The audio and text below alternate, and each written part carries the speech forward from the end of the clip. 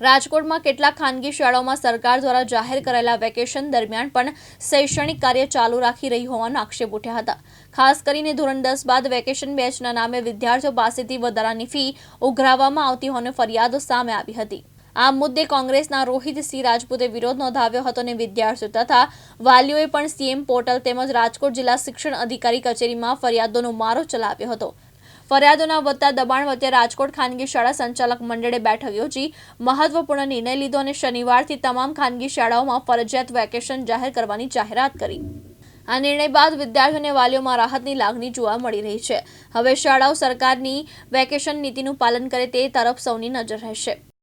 રાજ્ય સરકારે શાળાઓમાં ઉનાળુ વેકેશનની જાહેરાત પછી રાજકોટની અનેક ખાનગી શાળાઓ એ વિદ્યાર્થીઓને સ્કૂલે બોલાવી અને શૈક્ષણિક કાર્ય ચાલુ રાખવાની અમને અનેક ફરિયાદો આવી હતી।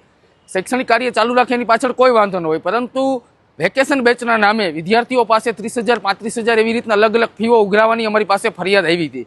ખાસ કરીને વિદ્યાર્થીઓ ધોરણ 10ના હોય, હજી એમનું પરિણામ આવ્યું હોય એ પહેલાં જ વેકેશન બેચ શરૂ થઈ ગઈ છે। એટલે અઢળક ફરિયાદો મીડિયાના મિત્રોને, વિદ્યાર્થી પ્રતિનિધિ તરીકે અમને અને જિલ્લા શિક્ષણ અધિકારી અને સીએમ પોર્ટલની અંદર આ તમામની અંદર વિદ્યાર્થીઓએ કીધું કે અમને વેકેશનનો જે રાજ્ય સરકારે જાહેર કરેલું છે તેની અંદર શાળાઓ અમને બળજબરીથી બોલાવી રહી છે। આ બાબતે અમે રાજકોટ જિલ્લા શિક્ષણ અધિકારીને 2 દિવસ અગાઉ જ રજૂઆત કરી હતી કે બરોડા ડીઓ અને રાજ્યના અનેક જિલ્લા શિક્ષણ અધિકારીએ વેકેશનની અંદર શૈક્ષણિક કાર્ય સદંતરે બંધ રાખવા માટે કડકાઈપૂર્વક પરિપત્ર કરેલો છે।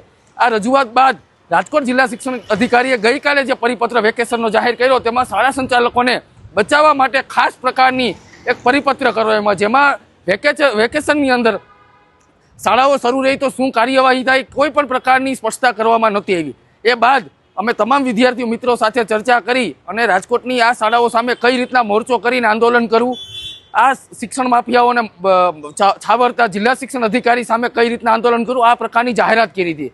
પરંતુ રાજકોટના શાળા સંચાલક મંડળે આ તમામ બાબતોએ જિલ્લા શિક્ષણ અધિકારી સાથે પરામર્શ કરી અને આ શનિવારથી તમામ રાજકોટની તમામ શાળાઓમાં આ શનિવારથી સદંતરે શાળાઓ બંધ રાખવા માટેનો પરિપત્ર કર્યો છે, જેમાં શાળા સંચાલક મંડળના પ્રમુખ, અધ્યક્ષ, મહામંત્રીનો લેટર પેડનો એમાં હસ્તક્ષેપ છે। એટલે રાજકોટના તમામ શિક્ષણ માફિયાઓને હું ફરીથી અપીલ કરું છું કે જો ખાનગી શાળા સંચાલક મંડળે તો આ પ્રકારની જાહેરાત કરી છે, તેમ છતાંય અનેક સ્કૂલો આ બાબતે દર વર્ષે સ્કૂલો ચાલુ રાખે છે। જો ચાલુ રાખવામાં આવશે અને વિદ્યાર્થીઓની અમને ફરિયાદ મળશે તો અમે સદંતરે ત્યાં હલ્લાબોલો કરવાના છે અને શૈક્ષણિક કાર્ય બંધ કરાવવાના છે। ભરત ભરડવા સાથે રોહિત બોજાણી, દિવ્યાંગ ન્યૂઝ, રાજકોટ।